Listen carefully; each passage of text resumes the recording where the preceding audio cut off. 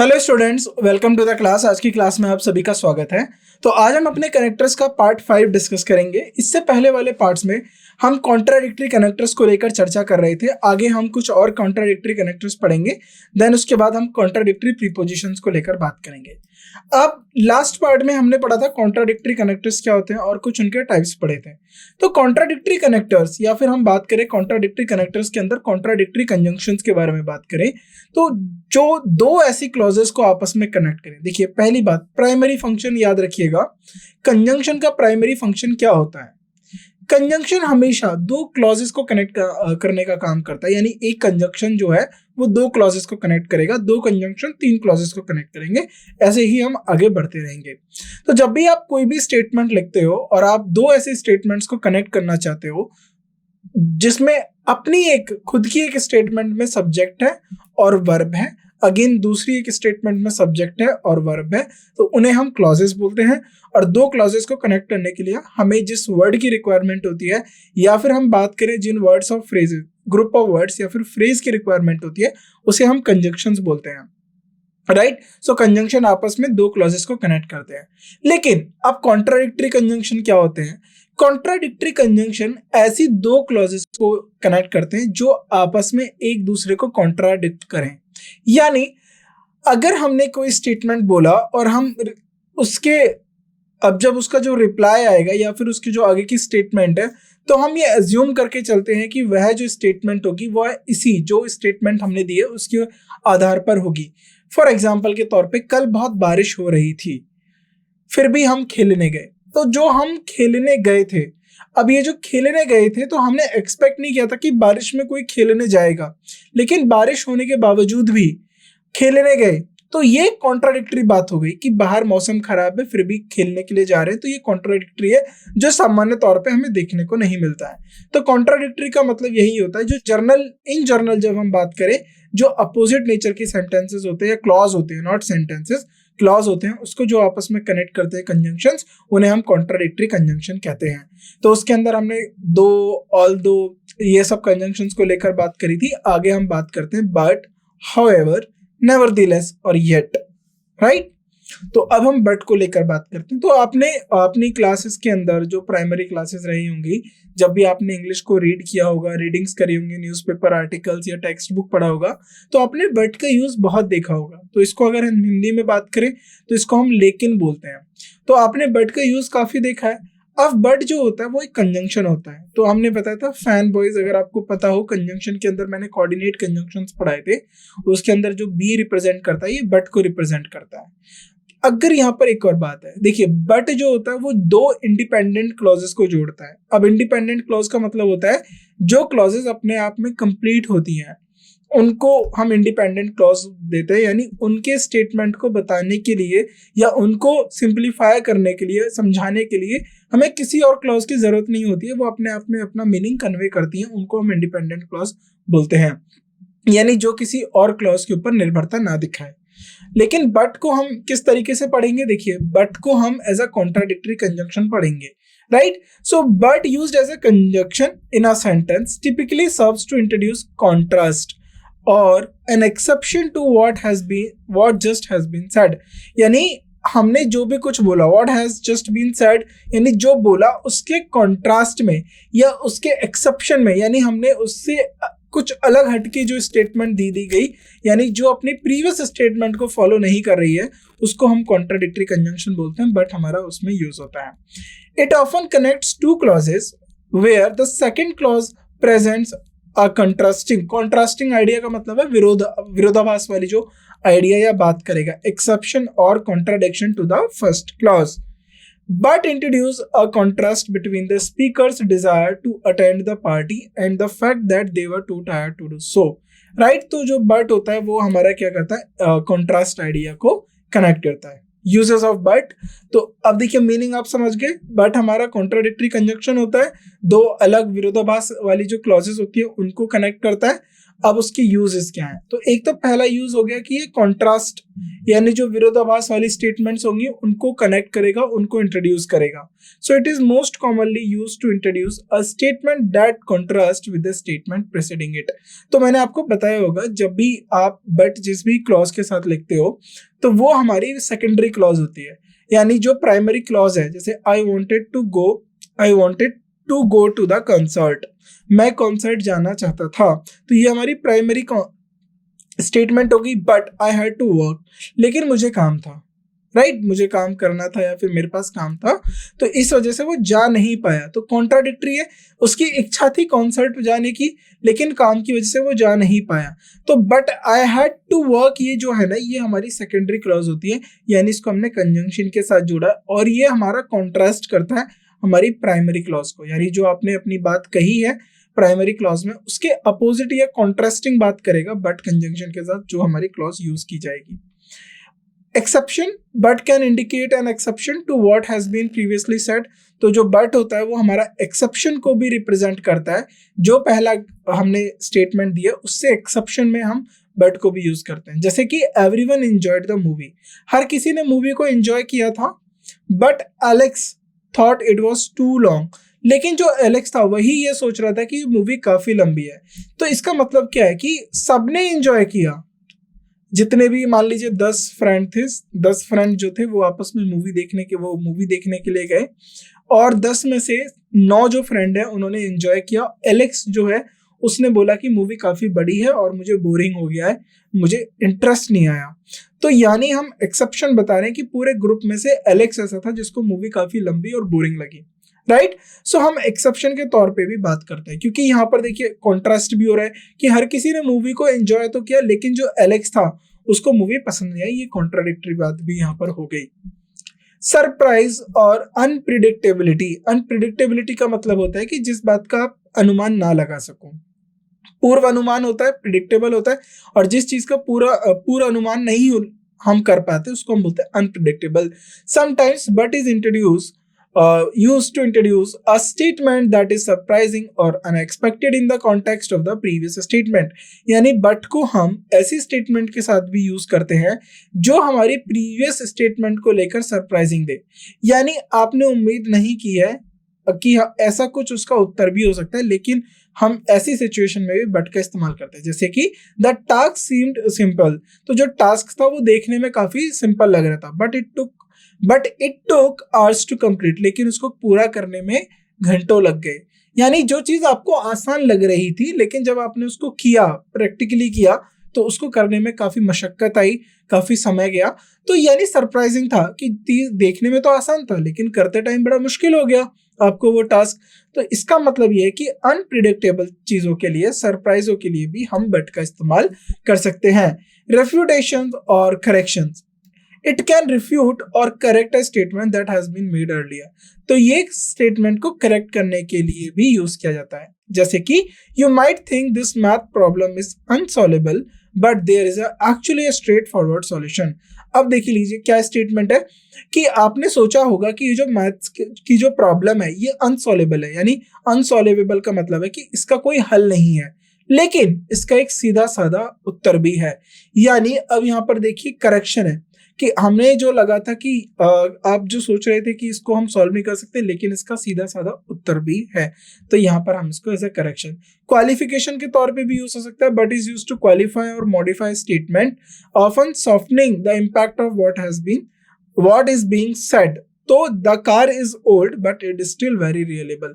तो क्वालिफिकेशन की बात हो रही है, जैसे बोला गया है कि जो कार है ये काफी ओल्ड है, यानी काफी पुरानी है, बट इट्स स्टिल रिलेबल, यानी इसके ऊपर अभी भी निर्भरता दिखाई जा सकती है, यह अभी भी काम करने के लिए उपयोगी है, राइट। आफ्टर नेगेटिव कंस्ट्रक्शन, हम नेगेटिव कंस्ट्रक्शन के बाद बट का किस तरीके से इस्तेमाल करते हैं। Following a negative construction but can be used to add information that is less negative और मोर पॉजिटिव। नेगेटिव कंस्ट्रक्शन के बाद हम बट का इस्तेमाल कर सकते हैं इंफॉर्मेशन को ऐड करने के लिए जो कि कम नेगेटिव हो और ज्यादा पॉजिटिव हो। जैसे she does not speak much, वह ज्यादा नहीं बोलती है, but when she does her words are thoughtful. तो अब ये क्या है, ये एक पॉजिटिव करेक्शन है कि वह ज्यादा तो नहीं बोलती है, लेकिन जब बोलती है उसके जो वर्ड्स होते हैं काफी थॉटफुल होते हैं, यानी काफी वो सोच समझ के अच्छे शब्द या विचार प्रस्तुत करती है। तो यानी जब आप नेगेटिव कंस्ट्रक्शन के साथ बट का इस्तेमाल करते हो तो आप उसमें लेस नेगेटिव वर्ड यूज करोगे, यानी लेस नेगेटिव स्टेटमेंट्स यूज करोगे, और वह स्टेटमेंट ज्यादा पॉजिटिव होनी चाहिए। क्योंकि हमने यहाँ पर बोला she does not speak much, वह ज्यादा नहीं बोलती है, लेकिन जब भी बोलती है अच्छा बोलती है, यानी यहाँ पर हम उसकी पॉजिटिव साइड को लेकर बात कर रहे हैं, राइट। अब स्ट्रक्चर क्या होगा बट का? स्ट्रक्चर का मतलब है कि बट को आप स्टेटमेंट में या सेंटेंसेस में कैसे यूज करोगे। तो देखिए, आपने अपनी प्राइमरी क्लॉज लिख दिया, तो यानी आपने लिखा क्लॉज 1, राइट, ये प्राइमरी क्लॉज हो गया। इसके साथ हमने यूज करा बट, क्योंकि हम दो क्लॉजेस को आपस में कनेक्ट कर रहे हैं इसलिए हम बट का इस्तेमाल करेंगे। देन इसके साथ हमने क्लॉज 2 लिख दिया। जो ये क्लॉज 2 है, ये क्लॉज 2 इस वाली क्लॉज की कॉन्ट्राडिक्टरी होगी, यानी बट के साथ जो भी क्लॉज आएगी वो अपनी प्रीवियस वाली क्लॉज, यानी हम बात करें अपनी प्राइमरी क्लॉज के कॉन्ट्राडिक्टरी वाली बात को करेगी, विरोधाभास को, जो विरोधाभास वाली बात है उसको बताएगी, राइट। क्लॉज 1 उसके साथ हम बट का इस्तेमाल करेंगे। देन क्लॉज 2, सो क्लॉज 1 क्या, आई स्टेटमेंट और आइडिया, बट यहाँ पर इंडिकेट करेगा कॉन्ट्रास्ट यानी विरोधाभास को। और क्लॉज 2 में क्या होगा, कॉन्ट्रास्टिंग और कॉन्ट्राडिक्टरी स्टेटमेंट और आइडिया। वो कॉन्ट्राडिक्टरी किसके होगा, अपोजिट होगा, वो हमारा कॉन्ट्राडिक्टरी होगा क्लॉज 1 के, राइट। एग्जाम्पल के तौर पे, I like apples but my friends prefer oranges, तो उसको एप्पल पसंद है लेकिन उसके जो दोस्त हैं वो ऑरेंजेस को ज्यादा तुलना देते हैं।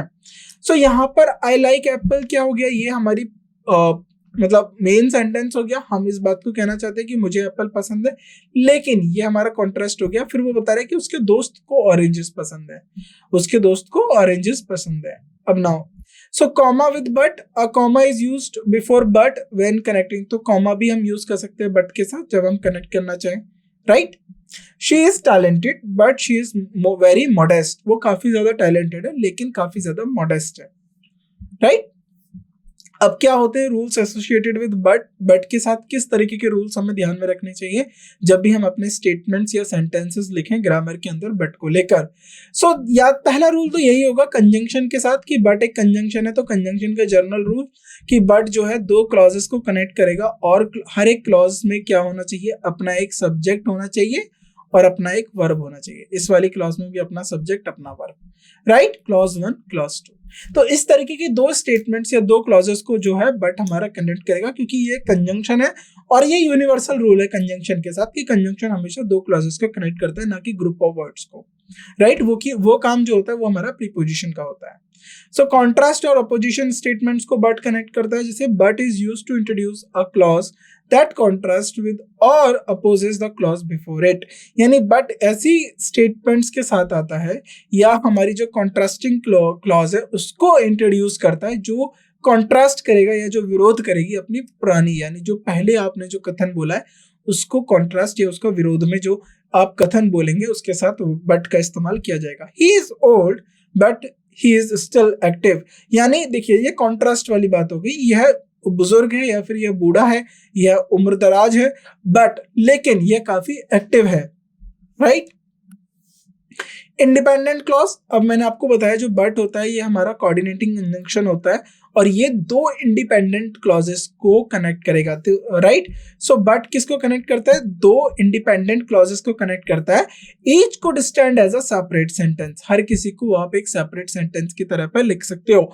और यही डिपेंडेंट जो क्लॉजेस होती है वो सेपरेट सेंटेंसेस के तौर पे नहीं लिखी जाती, क्योंकि उनका जो मीनिंग होता है, उनका जो अर्थ होता है वह निर्भर करता है अपनी दूसरी क्लॉज के ऊपर, राइट। सो इन दोनों के बीच में आप कॉमा से सेपरेट कर सकते हो। जैसे I wanted to leave early, मैं जल्दी जाना चाहता था, but the meeting ran late, लेकिन मीटिंग देर तक हुई, तो मीटिंग देर तक हुई तो उसकी वजह से वो जल्दी नहीं जा पाया, राइट। आगे, no comma with dependent clauses, अगर बट किसी independent, if but connect an independent clause and a dependent clause, यानी देखिए बट दो इंडिपेंडेंट, एक इंडिपेंडेंट और एक डिपेंडेंट क्लॉज को कनेक्ट कर रहा है बट, अब डिपेंडेंट का मतलब है कि जो अपना मीनिंग खुद से कन्वे नहीं कर सकता, यानी उसको दूसरा चाहिए होगा, दूसरी क्लॉज चाहिए होगी अपनी मीनिंग को क्लियर या उसको बताने के लिए, अपनी मीनिंग को बताने के लिए, अर्थ को पूर्ण करने के लिए। सो हम इस कंडीशन में कॉमा का इस्तेमाल नहीं करते जब हम एक डिपेंडेंट और इंडिपेंडेंट क्लॉज को कनेक्ट करते हैं, याद रखिएगा। I would go with you but have another appointment। देखिए have another appointment का मतलब क्या है कि मेरे पास दूसरी अपॉइंटमेंट है। ये बोलना चाहता है कि मैं आपके साथ जाना तो चाहता हूँ लेकिन मेरे पास दूसरी अपॉइंटमेंट भी है, यानी मेरे को किसी और से भी मिलना है। तो ये हमारी होगी have another appointment dependent clause. I would go with you ये होगी हमारी independent clause, right. Avoid double negatives, तो डबल नेगेटिव्स को अवॉइड करेंगे हम। So when using but to contrast a negative statement, avoid using another negative term in the following clause to prevent the double negative। तो कहने का मतलब ये है कि जब आप but के साथ कोई नेगेटिव स्टेटमेंट यूज करते हो तो दोबारा नेगेटिव वर्ड यूज नहीं करना है, जिससे जो हमारे डबल नेगेटिव्स है वो ना हो। इंग्लिश में याद रखिएगा डबल नेगेटिव्स का इस्तेमाल हम नहीं करते। अगर कोई ऐसा वर्ड जैसे नेवर हो गया, नेवर अपने आप में क्या होता है, नाइदर हो गया, नन हो गया, ये नेगेटिव वर्ड्स हैं, तो इनके साथ आप नॉट का इस्तेमाल नहीं कर सकते। तो नेगेटिव वर्ड्स के साथ आप नेगेटिव वर्ड्स को दोबारा उपयोग में नहीं कर सकते, ये कॉन्ट्रास्ट करते हैं एक दूसरे को, याद रखिएगा ये चीज। जैसे एग्जांपल के तौर पे she did not go to the party, वह पार्टी में नहीं गई, but she did not stay home इधर, और वह घर पे भी नहीं रुकी, राइट। तो ये इनकरेक्ट स्टेटमेंट है क्योंकि यहाँ पर डिड नॉट गो, यहाँ पर भी डिड नॉट स्टेट। तो इसका करेक्ट वर्जन क्या होगा, she did not go to the party but she went to the library instead. उसकी जगह वो लाइब्रेरी चलेगी, लेकिन उसकी जगह वो लाइब्रेरी चलेगी। तो यहाँ पर क्या बात करना है कि वह घर पे नहीं है, तो उसकी जगह आप कहीं और बता सकते हो, लेकिन डबल नेगेटिव सेम सेंटेंसेस में आप नहीं उपयोग करेंगे। एग्जाम्पल ऑफ बट्स, तो अब हम एग्जाम्पल्स देखते हैं। कॉन्ट्रास्ट इन प्रेफरेंसेस और ओपिनियंस, ओपिनियन हो गया, चॉइसेस हो गया, प्रेफरेंसेस हो गए, इनके बीच में अगर कॉन्ट्रास्ट आता है तो हम बट का इस्तेमाल करते हैं। जैसे कि आई एंजॉय क्लासिकल म्यूजिक, मुझे क्लासिकल म्यूजिक पसंद है या मैं एंजॉय करता हूँ, but my friend loves rock, लेकिन मेरे दोस्त को रॉक म्यूजिक या रॉक संगीत पसंद है। ही प्रेफर, देखो प्रेफर्स का मतलब होता है कि आप इच्छुक हैं या फिर पसंद करते हैं। ही प्रेफर्स वर्किंग इन साइलेंस, वह शांति में काम करना पसंद करता है। But she works best with background noise, लेकिन वह शी वर्क्स बेस्ट यानी वह बहुत अच्छा काम करती है बैकग्राउंड नॉइस के साथ, राइट। कॉन्ट्रास्ट इन एक्शंस और situations, they plan to travel abroad, उन्होंने प्लान करा बाहर जाने का, अब्रॉड का मतलब है विदेश जाने का, but the pandemic change their plans, लेकिन जो पैंडेमिक की वजह से उनके जो प्लान थे, जो बाहर जाने के प्लान थे, वो बदल गए। I tried to call you but your phone was switched off, तो यानी एक्शंस और सिचुएशन बता रहा है, मैंने कोशिश की थी आपको कॉल करने की लेकिन आपका फोन बंद था। कॉन्ट्रास्टिंग एक्सपेक्टेशंस, तो जो एक्सपेक्टेशंस होती हैं, उम्मीदें होती हैं, उनके कॉन्ट्रास्ट में भी हम बट का उपयोग कर सकते हैं। Everyone expected him to win, हर कोई यानी हर एक उसको उम्मीद कर रहा था कि वही जीतेगा, हर कोई उम्मीद कर रहा था वही जीतेगा, but he came in second place, लेकिन वह द्वितीय स्थान पर आया, वो सेकंड आया।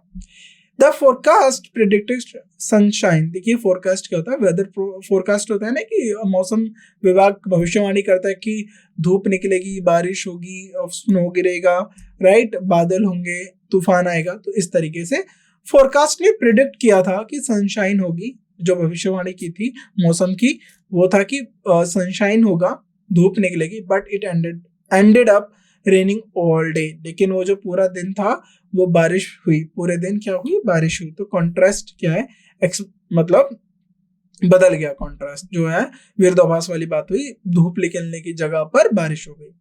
Highlighting a positive in a negative situation, तो पॉजिटिव चीज को आप हाईलाइट कर रहे हो नेगेटिव सिचुएशन में, जैसे the train was delayed but it give me time to read, तो नेगेटिव क्या है कि ट्रेन को देरी हुई थी, ट्रेन को आने में देरी हुई थी, लेकिन उसने मुझे समय दे दिया पढ़ने के लिए। तो ये नेगेटिव सिचुएशन में क्या हो गया, पॉजिटिव बात हो गई। हिज फोन ब्रोक, राइट, उसका फोन जो है टूट गया, but luckily he had insurance, लेकिन उसके पास क्या था, इंश्योरेंस था, राइट। आगे बढ़ते हैं। कॉन्ट्रास्ट इन डिस्क्रिप्शन, तो डिस्क्रिप्शन के अंदर भी कॉन्ट्रास्ट वाली बात है। द डेजर्ट लुक्ड अनअपीलिंग, तो ये जो डेजर्ट है वो देखने में काफी अच्छा नहीं लगेगा। डेजर्ट का मतलब यहाँ पर मिठाई की बात हो रही है। मीठे को आप हिंदी इंग्लिश में डेजर्ट बोल देते हैं, स्वीट डेजर्ट। लाइक तो जो डेजर्ट है लुक्ड अनअपीलिंग। अपीलिंग का मतलब होता है जो आपको आकर्षित करे, तो जो डेजर्ट है वो आकर्षित नहीं कर रहा है, right. But it tested delicious, लेकिन वह बहुत स्वादिष्ट था, right. This computer is old but still it's still very fast. वो बोल रहा है it is still very fast, यह कंप्यूटर ओल्ड है लेकिन काफी ज्यादा फास्ट है। सरप्राइजिंग और अनएक्सपेक्टेड आउटकम्स, तो जैसे सरप्राइजिंग और अनएक्सपेक्टेड आउटकम्स के लिए भी हम बट का इस्तेमाल करते हैं। She practised for weeks but she forgot the words during her performance, right. They seemed like the perfect couple, but they announced their separation. Are refuting our previous statement? You think this game is easy, but it's quite challenging. It appears fragile, but it actually very durable. Fragile का मतलब जो जल्दी टूट सकता है, लेकिन ये काफी durable है, right? In spite of situation, the weather was terrible, but we had a great time at the beach, right? जो वेदर था वो काफी खराब था, लेकिन हमने अच्छा समय बिताया बीच पे। He had a fever but he instead to going to work, उसने कहा इंस्टेड गया, यानी वह काम के लिए गया। स्टार्टिंग अ सेंटेंस इनफॉर्मल में होता है बट हाउ डिड, राइट। तो अभी हम इन पे ज्यादा ध्यान नहीं देना, ये और एग्जांपल्स हैं। नाउ आगे हम और बढ़ते हैं। बट के बाद हम एक और कंजंक्शन के बारे में जिक्र करते हैं, हाउएवर। तो आपने इसका कॉमनली यूज काफी देखा होगा अच्छी राइटिंग्स के अंदर, हाउएवर, राइट। जो आप आर्टिकल्स पढ़ते हो, पैसेजेस पढ़ते हो, टेक्स्ट बुक पढ़ते हो, उसमें आपने हाउएवर का यूज देखा होगा। लेकिन आज हम समझते हैं कि हाउएवर को क्यों यूज किया जाता है और इसका क्या मीनिंग होता है। देखिए, हाउएवर भी एक कंजंक्शन है। ये जो कंजंक्शन है हाउएवर, ये हमारा सबऑर्डिनेटिंग कंजंक्शन है, यानी ये दो डिपेंडेंट क्लॉजेस को कनेक्ट करने में हेल्प करता है। और ये हमारा जो हमारा कंजंक्शन है, ये कॉन्ट्रास्टिंग और कॉन्ट्राडिक्टरी बातों को भी कनेक्ट करता है, यानी विरोधाभास बातों को कनेक्ट करने के लिए हम हाउएवर का इस्तेमाल करते हैं। तो हाउएवर एक कंजंक्शन के तौर पे सेंटेंस में यूज किया जाता है, जो काम करता है बिल्कुल सिमिलरली बट की तरह, यानी कॉन्ट्राडिक्टरी बातों को बताएगा हमारा however, right. Unlike but, however often indicate a strong or more formal contrast and is usually used at the beginning or in the middle of the sentence with a semicolon or a comma preceding it. कहने का मतलब ये है कि but जो होता है काफी कॉमन होता है, लेकिन हाउएवर को हम फॉर्मल कॉन्ट्रास्ट में लिख सकते हैं। अच्छी टेक्स्ट रीडिंग्स जब आप देखते हो, अच्छे आर्टिकल्स आप देखते हो, तो वहां पर बट की जगह आपको हाउएवर देखने को मिलता है। देखिए, दोनों का फंक्शन सेम है, लेकिन स्टैंडर्डली अगर आप किसी को प्रैक्टिस करें या किसी को यूज करते हुए देखते हो, तो वो होता है हमारा हाउएवर, राइट। तो हाउएवर को हम शुरुआती स्टार्टिंग में भी यूज कर सकते हैं सेंटेंस में। वहीं हम जो बट है, हम उसको स्टार्टिंग में नहीं कर रहे थे, हम उसको बीच में बात कर रहे थे, जब हम अपनी प्राइमरी बात या प्राइमरी क्लॉज को बता दिया करते थे। उसके बाद उसकी कॉन्ट्राडिक्टरी क्लॉज को यूज करने के लिए हम बट का इस्तेमाल कर रहे थे। लेकिन हाउएवर को आप बिगिनिंग में और मिडिल ऑफ द सेंटेंस में भी यूज कर सकते हो, कॉमा और सेमीकोलन लगा के। एग्जाम्पल के तौर पे बट को अगर हम कॉन्ट्रास्ट के तौर पे यूज करें, right, I wanted to buy the car but I did not have enough money. अब यही हम however का यूज कर सकते हैं। I wanted to buy the car, मैं कार खरीदना चाहता हूँ। However, I did not have enough money. अब मेरे पास पैसे नहीं है, लेकिन मेरे पास ज्यादा पैसे नहीं है। तो यहाँ पर आप देख रहे हो बट की जगह हमने however यूज कर लिया, मीनिंग सेम रहेगा, मीनिंग में कोई चेंज नहीं आएगा। अब यूज क्या है हमारे however के? तो सबसे पहला यूज होता है कि ये कॉन्ट्रास्ट और एक्सेप्शंस, यानी जो चीजें एक्सेप्शन होती हैं और कॉन्ट्रास्ट होते हैं, यानी विरोधाभास वाली जो चीजें होती हैं, उनको इंट्रोड्यूस करने के लिए यूज किया जाता है however. Similarly to but, it is used to introduce a statement that contrast with the previous one, यानी जो अपनी पहली स्टेटमेंट के कॉन्ट्रास्ट में जो स्टेटमेंट इंट्रोड्यूस करी जाती है, वो हाउएवर की हेल्प से भी जो है इंट्रोड्यूस की जाती है। The day was Sunny, however the forecast predicted rain. जो दिन था वो मतलब दिन सनी था। सनी का मतलब क्या होता है कि उस पूरे दिन में सूरज निकला हुआ था, राइट। लेकिन प्रेडिक्टेड क्या था, वेदर ने फोरकास्ट प्रेडिक्शन क्या थी कि बारिश होगी। The forecast predicted rain, right. तो ये कॉन्ट्राडिक्टरी है। तो देखिए सेमीकोलन के साथ हमने इसको यूज किया है। Now indicating a shift in thought और कॉन्ट्रास्ट इन आइडियाज, राइट। तो कॉन्ट्रास्ट और आइडियाज में हम जो है बताते हैं कि कैसे आइडियाज हमारे कॉन्ट्रास्ट विभिन्न है। It can signal a change in direction और थॉट इन एन आर्ग्यूमेंट और डिस्कशन, यानी ये ऑल्सो रिप्रेजेंट करेगा, ये हमें दिखाएगा कि हमारा जो चेंज है आर्ग्यूमेंट्स में या डिस्कशन में, तो वो जो चेंज को रिप्रेजेंट करेगा आइडियाज के या थॉट के, वो हम हाउएवर के साथ भी दिखा सकते हैं। एग्जांपल के तौर पे he is often consider strict however his student appreciate his fairness, यानी उसको थोड़ा कठोर माना जाता था, काफी स्ट्रिक्ट माना जाता था, लेकिन ऐसा होंगे आपके भी टीचर्स होंगे जो आप कहते हैं कि ये काफी स्ट्रिक्ट टीचर है, लेकिन स्टूडेंट सबसे ज्यादा उनको पसंद करते हैं, राइट। सो स्टूडेंट उनको किस बात के लिए अप्रिशिएट करते थे, उनके फेयरनेस को लेकर, राइट। फेयरनेस का मतलब है कि वह सबके साथ एक समान की भावना रखते थे, right. So he is often considered strict however his student appreciate his fairness. Emphasising a contradictory point, तो किसी कॉन्ट्राडिक्टरी पॉइंट को लेकर एम्फसाइज करना, उसके ऊपर जोर डाल के उसको दिखाना या बताना। However is used often used to emphasize a point that is surprising और unexpected in light of the preceding statement, यानी हम किसी बात को थोड़ा फोकस में रख रहे हैं या उसके ऊपर जोर डाल रहे हैं इसलिए कि वो जो बात है वो काफी ज्यादा सरप्राइजिंग है और अनएक्सपेक्टेड था जो अपनी पुरानी स्टेटमेंट में बात कही। जैसे कि the project seemed doomed to fail, यानी ऐसा लग रहा था कि ये जो प्रोजेक्ट है फेल हो जाएगा।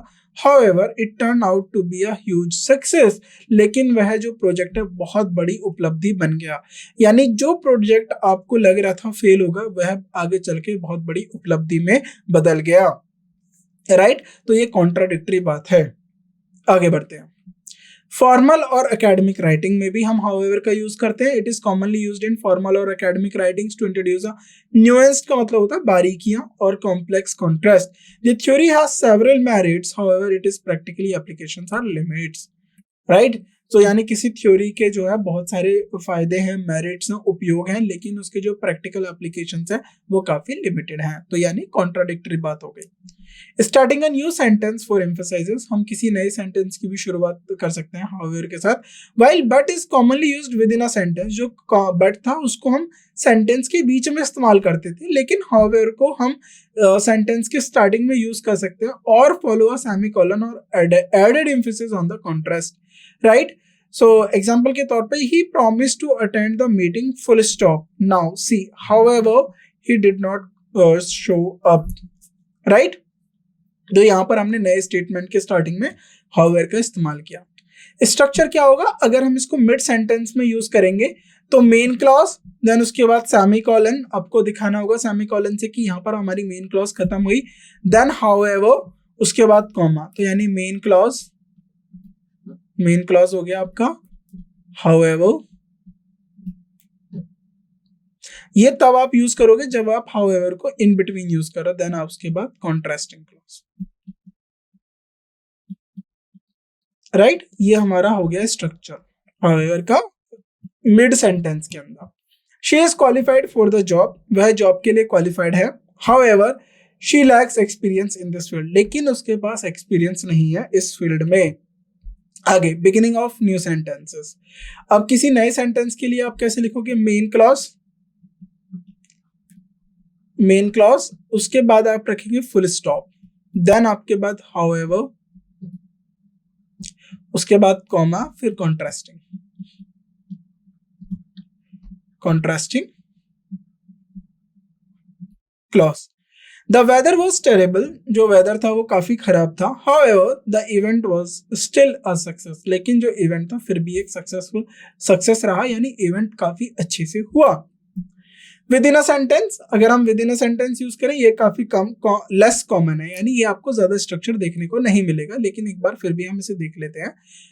जैसे पार्ट ऑफ मेन क्लॉज, आपने मेन क्लॉज की पार्ट लिख दिया, देन उसके बाद कॉमा, फिर हाउएवर, देन कॉमा, फिर रेस्ट मेन क्लॉज। जैसे the car is old however it's still very reliable, यानी ये दो क्लॉजेस हो गई, कार ओल्ड है लेकिन फिर भी काफी रिलायबल है, ये हमारा बट वाला यूज हो गया।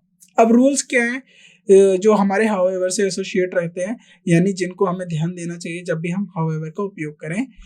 When however is used to connect two independent clauses in a sentence, जब भी हम however को दो independent clauses, याद रखना, अगर दो independent clauses को connect करना चाहते हैं तो आपको सेमीकोलन का यूज करना पड़ेगा. सेमीकोलन, देन उसके बाद independent clause, then semicolon, then however, then again हमारी independent clause. The team was ready to play. जो टीम थी खेलने के लिए तैयार थी. टीम खेलने के लिए तैयार थी, ये होगी हमारी इंडिपेंडेंट क्लॉज. हाउएवर, लेकिन द गेम वॉज पोस्टपोन्ड. ये दोनों अपने आप में कंप्लीट सेंटेंसेस भी है, लेकिन गेम जो है पोस्टपोन्ड हो गया, यानी आगे के लिए हो गया. ये भी इंडिपेंडेंट क्लॉज है. तो जब भी आप इंडिपेंडेंट क्लॉज को यूज करोगे तो याद रखिएगा आपको सेमीकोलन का उपयोग करना है. राइट, आगे बढ़ते हैं. स्टार्टिंग अ न्यू सेंटेंस, जब आप न्यू सेंटेंस शुरू करोगे तो हाउएवर फुल स्टॉप मतलब कैपिटल में आएगा और कॉन्ट्रास्टिंग आइडिया, यानी आपने मेन क्लॉज बोल दिया, इसमें कोई कॉन्ट्राडिक्टरी बात नहीं होगी, लेकिन इस मेन क्लॉज के साथ जब आप हाउएवर लिखोगे और इसके बाद जो आप क्लॉज लिखोगे वो इसके कॉन्ट्राडिक्टरी होनी चाहिए. The forecast called for rain, जो फोरकास्ट था उसने बारिश बताई थी.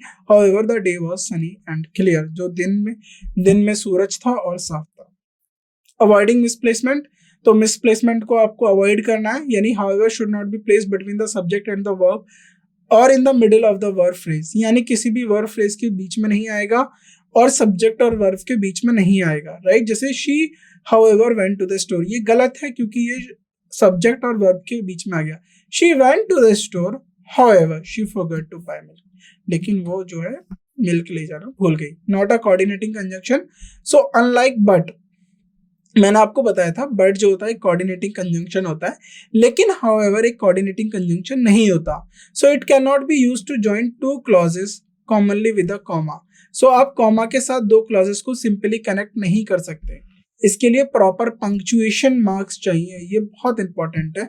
कोऑर्डिनेटिंग क्लॉजेस आपस में सिंपली कॉमा करके आप दो क्लॉजेस को कनेक्ट कर सकते हो, लेकिन आप जो हमारे नॉन कोऑर्डिनेटिंग क्लॉजेस होते हैं उनके साथ ऐसा नहीं कर सकते. She was tired however she finished her work, ये जो सेंटेंस है ग्रामेटिकली ठीक है, लेकिन ये जो पंक्चुएशन है ये गलत लगे हुए हैं, तो यहाँ पर सेमीकोलन आएगा. शी वॉज टायर्ड सेमीकोलन, क्योंकि इंडिपेंडेंट क्लॉज को, जो कोऑर्डिनेटिंग कंजंक्शंस होते हैं ये हमारे इंडिपेंडेंट क्लॉजेस को कनेक्ट करते हैं,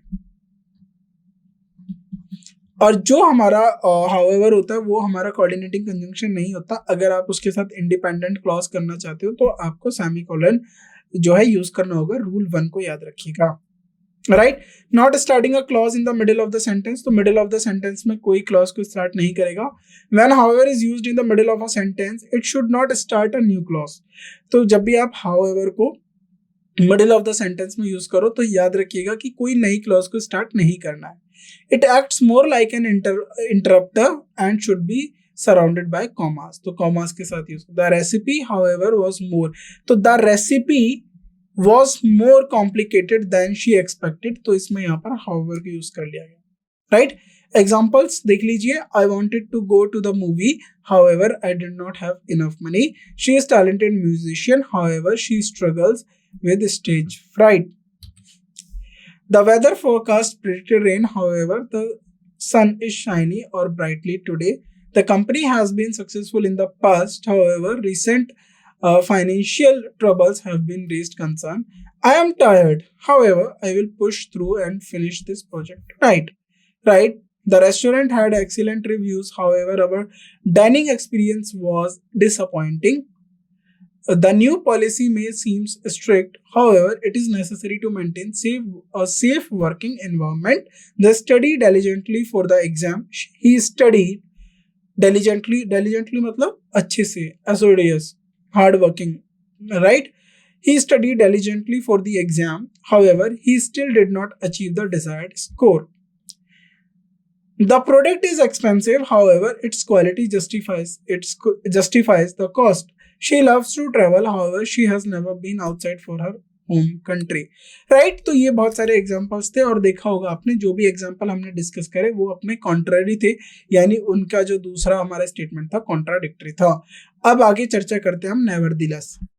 अब ये आपको और थोड़ा सा आपने इसको कम यूज करा होगा, या फिर देखिए आपने इसको अपने राइटिंग में तो यूज किया ही नहीं होगा, क्योंकि इतनी जल्दी आपको जो बट हाउएवर ये थोड़ा आपको देखने को भी मिल जाता है, लेकिन नेवरदीलेस ये भी हमारा एक अच्छा वर्ड है जो हम as a contradictory conjunction use करते हैं।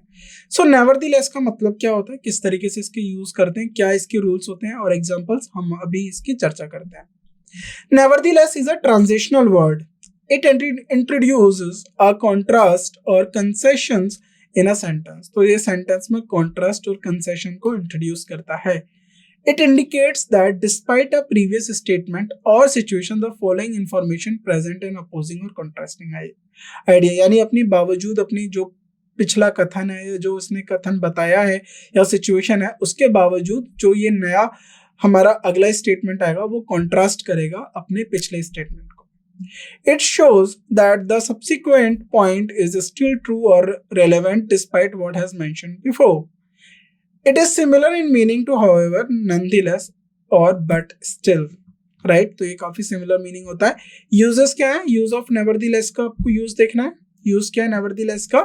Nevertheless is a conjunction used in a sentence to indicate a contrast और counter point to what has been stated previously, right? अब एग्जांपल्स के साथ देखते हैं किस तरीके से यूज करते हैं। कॉन्ट्राडिक्टरी और एक्सपेक्टेशंस में भी हम क्या यूज, एक्सपेक्टेशंस और कॉन्ट्राडिक्टिंग में भी हम क्या यूज करते हैं, nonetheless का यूज करते हैं।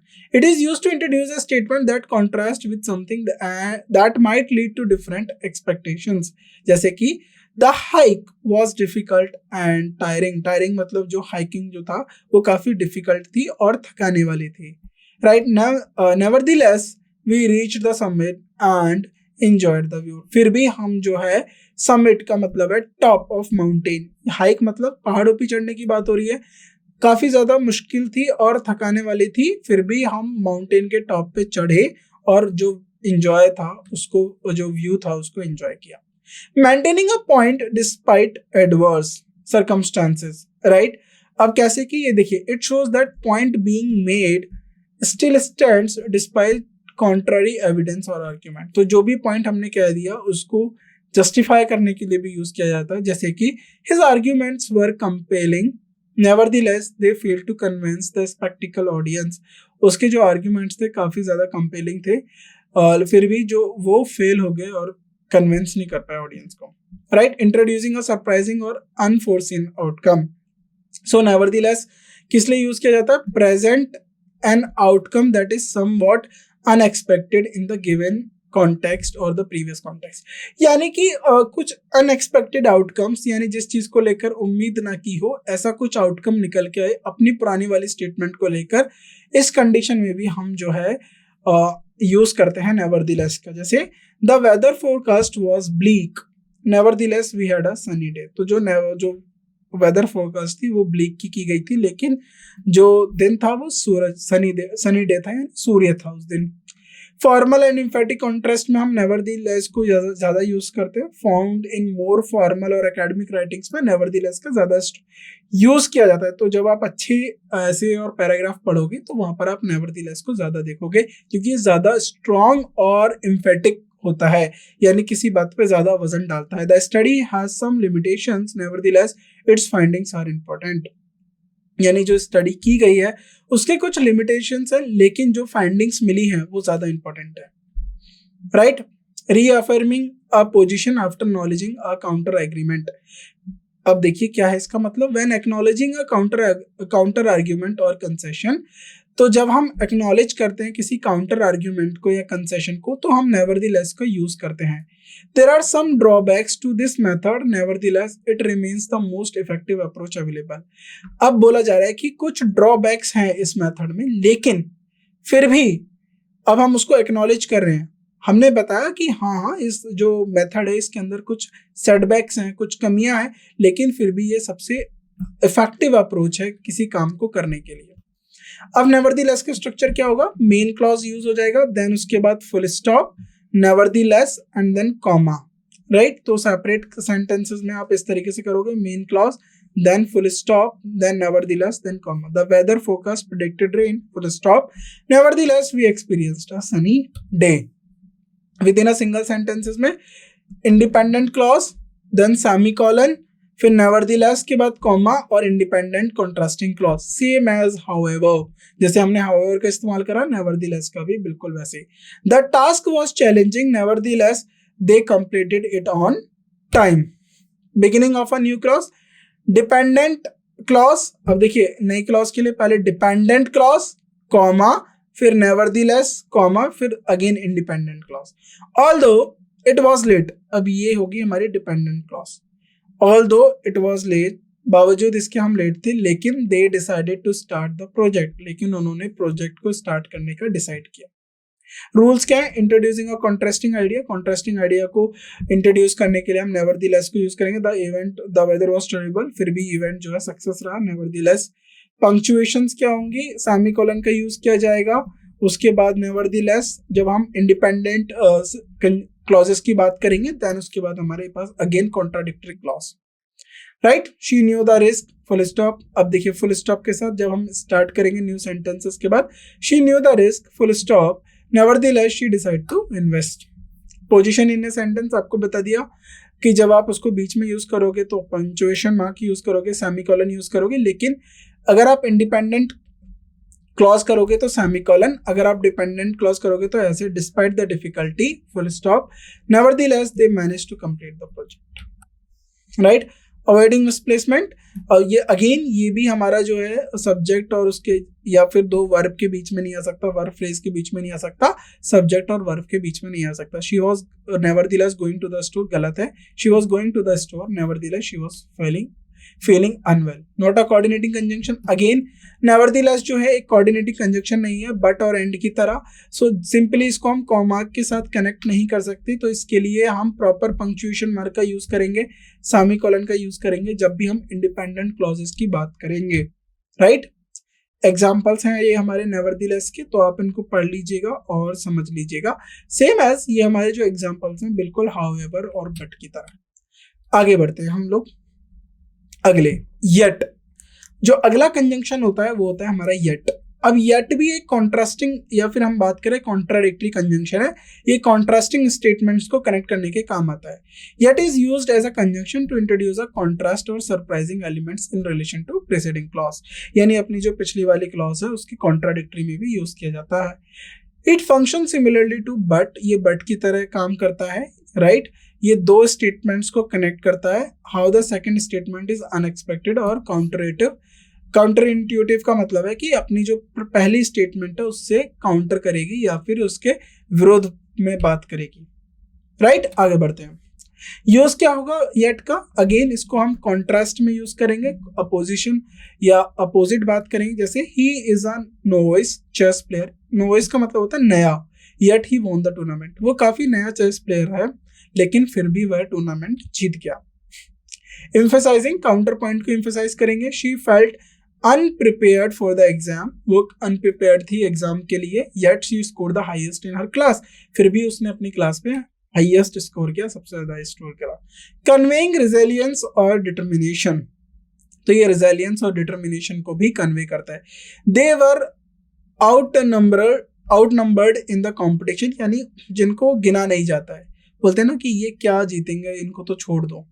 दे were outnumbered in the competition yet they emerged victorious, लेकिन वह विक्टोरियस यानी विजेता की तरह उभरे, राइट। स्ट्रक्चर क्या होगा? क्लॉज 1, उसके बाद येट, देन क्लॉज 2। तो अब देखिए फैन बॉयज ये कोऑर्डिनेटिंग कंजंक्शन के लिए एक्रोनियम है, और यहाँ पर वाई का मतलब होता है येट। येट जो होता है हमारा कोऑर्डिनेटिंग कंजंक्शन होता है, तो इसको हम simply clause 1 yet comma yet clause 2, यानी दो इंडिपेंडेंट क्लॉजेस को हम येट के साथ यूज कर सकते हैं क्योंकि ये हमारा कोऑर्डिनेटिंग कंजंक्शन होता है, right. Now clause 2 independent clause होंगे दोनों, right. The evidence was against him comma, क्योंकि इंडिपेंडेंट का ये हमारा coordinating conjunction, yet he was found not guilty, right. तो इस स्टेटमेंट में the evidence was against him एक इंडिपेंडेंट क्लॉज है, जो एविडेंस थे उसके अगेंस्ट में थे, लेकिन फिर भी वह नॉट गिल्टी करार जो है दिया गया, राइट। आगे बढ़ते हैं। She had little time to prepare, उसके पास काफी कम समय था प्रिपेयर होने का, तैयार होने का। Yet her presentation was a success, तो उसकी जो प्रेजेंटेशन थी वो काफी अच्छी थी, राइट। कॉमा विद येट मैंने आपको बता दिया, दो इंडिपेंडेंट क्लॉजेस को कॉमा लग सकते हैं, is often but not always preceded by a comma. जैसे it was raining comma yet they decide to continue the picnic. अब विदाउट कॉमा के लिए it rained yet stopped soon, right. तो जब हम इसको शॉर्ट में लिखते हैं तब हम बिना कॉमा के भी लिख सकते हैं। कॉन्ट्रास्टिंग स्टेटमेंट्स को ज्वाइंट करेगा येट, राइट। सो जो एक दूसरे को स्टेटमेंट्स कॉन्ट्राडिक्टरी करेंगे उनके लिए येट हो जाएगा। इंडिपेंडेंट क्लॉजेस के लिए येट होता है, क्योंकि मैंने आपको बताया कि ये जो येट है हमारा कोऑर्डिनेटिंग कंजंक्शन होता है, याद रखिएगा। इंडिपेंडेंट क्लॉजेस को अगर कोऑर्डिनेटिंग कंजंक्शन के साथ यूज करना है तो आप कॉमा यूज कर सकते हो। कॉमा यूजेस मैंने आपको बता दिया, दो इंडिपेंडेंट क्लॉजेस को कनेक्ट कर रहा है येट, और जो कि हमारा कोऑर्डिनेटिंग कंजंक्शन है, तो कॉमा के साथ हम सिंपली उसको यूज कर सकते हैं। He trained hard for marathon yet he did not win. उसने मैराथन के लिए काफी मेहनत करी लेकिन फिर भी वह जीत नहीं पाया। No comma with short clauses, तो जो शॉर्ट क्लॉजेस होती है उनके साथ हम कॉमा नहीं यूज करते। It rained yet cleared up clearly, right. ये रूल्स को याद रखिएगा। एग्जांपल्स हो गए येट के, the test was hard yet everyone passed, it was simple small effort yet it made a big difference, it had all the he had all the evidence against him, सारे evidence उसके against में थे, yet he maintain his innocence, फिर भी वह जो है निर्दोष पाया गया। शी फेल्ट अनवेल, उसके मतलब वो अच्छा महसूस नहीं कर रही थी। Yet she decided to go to walk, फिर भी उसने डिसाइड किया काम पे जाने के लिए। The journey was perilous yet the explorers remains undeterred, right. Perilous का मतलब है काफी ज्यादा, राइट, जो जर्नी काफी ज्यादा डिफिकल्ट होती है, लेकिन अनडिटर्टेड जो हमारे एक्सप्लोरर थे वो डटे रहे। The critics were harsh yet the play received a standing ovation, critics काफी हराश थे, यानी काफी क्रिटिकल थे उस प्ले को लेकर, व्यूज काफी अपोजिट थे, लेकिन फिर भी जो हमारा प्ले है उसने स्टैंडिंग ओवेशन रिसीव किया, उसने लोगों को खड़े होकर बधाई दी। तो ये हमारे यहाँ पर चार हमने हाउएवर को डिस्कस कर लिया, येट को डिस्कस कर लिया, नेवरदीलेस को डिस्कस कर लिया, राइट। सो ये सब आपको अच्छे से पढ़ने हैं और इनकी प्रैक्टिस करनी है, इनके एग्जांपल्स देखने हैं कॉन्ट्राडिक्टरी कंजंक्शंस के। अब इसके बाद हम कॉन्ट्राडिक्टरी प्रीपोजिशंस और उसके टाइप्स पढ़ेंगे, और फिर धीरे धीरे हम आगे इसी तरीके से कनेक्टर्स के अंदर कैटेगरी वाइज पढ़ते रहेंगे। तो आपको सिंपली इनके फंक्शन देखना, यूज देखना, रूल्स देखना, दैट्स इट। और उसके बाद इनके एग्जांपल्स देख लो किस तरीके से यूज किए जा रहे हैं, क्योंकि जो हमारे कॉन्ट्राडिक्टरी कंजंक्शन होते हैं उनका यूजेस ऑलमोस्ट सेम होता है, क्योंकि ये कॉन्ट्राडिक्टरी स्टेटमेंट्स को यूज करने के लिए उपयोग में लाए जाते हैं। जो आपको बात में ध्यान रखनी है वो ये रखनी है कि कॉन्ट्राडिक्टरी कंजंक्शंस हैं, जो भी वर्ड्स आप ये अभी पढ़ रहे हो तो इनके साथ दो क्लॉजेस को कनेक्ट किया जाएगा। तो आज की क्लास में बस इतना ही, बाकी जो हमारे और टॉपिक्स हैं हम अपनी नेक्स्ट क्लास में डिस्कस करते हैं। So that's all for today's class, thank you so much.